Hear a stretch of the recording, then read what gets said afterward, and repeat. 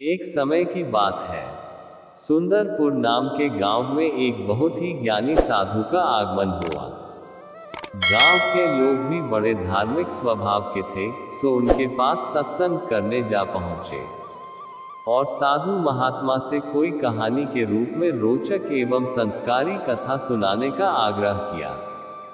ग्रामजनों के धार्मिक स्वभाव के अनुरूप साधु महात्मा ने उनसे भगवान श्री राम के आदि पूर्वज महान राजवी इक्ष्वाकु राजा की कथा सुनानी शुरू की, जो इस प्रकार है।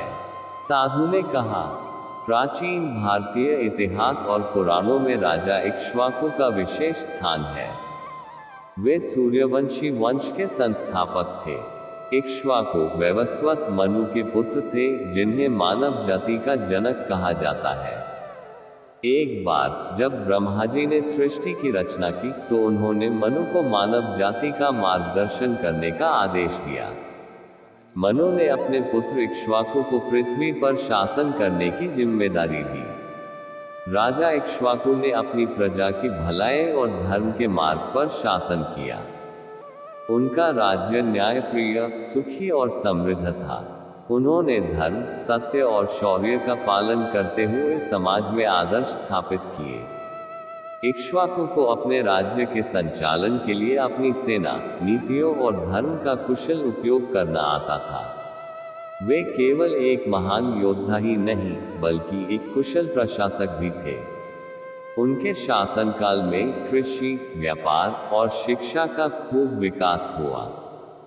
राजा इक्ष्वाकु के शासन में अर्थव्यवस्था काफ़ी अच्छी रहती थी। राजा इक्ष्वाकु का नाम इसलिए भी महत्वपूर्ण है क्योंकि उनके वंश से भगवान राम का जन्म हुआ।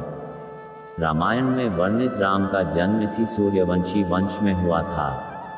कहा जाता है कि राजा इक्ष्वाकु ने अपने जीवन काल में कई यज्ञ किए और देवताओं को प्रसन्न किया। और इस प्रकार कथा कहते हुए साधु महात्मा ने गांव लोगों को बताया कि इसी कारण प्रभु श्री राम का वंश पहले सूर्य वंश कहलाया और उसके बाद में इक्ष्वाकु वंश से यह वंश प्रसिद्ध हुआ और आगे जाके यही वंश रघुवंश के नाम से प्रसिद्ध हुआ। अब ये रघु राजा की क्या कथात्मक कहानी है, ये जानने के लिए हमारे आने वाले वीडियो का आपको इंतजार करना होगा। तब तक के लिए चलते हैं और फिर मिलेंगे फिर एक और नई कहानी में।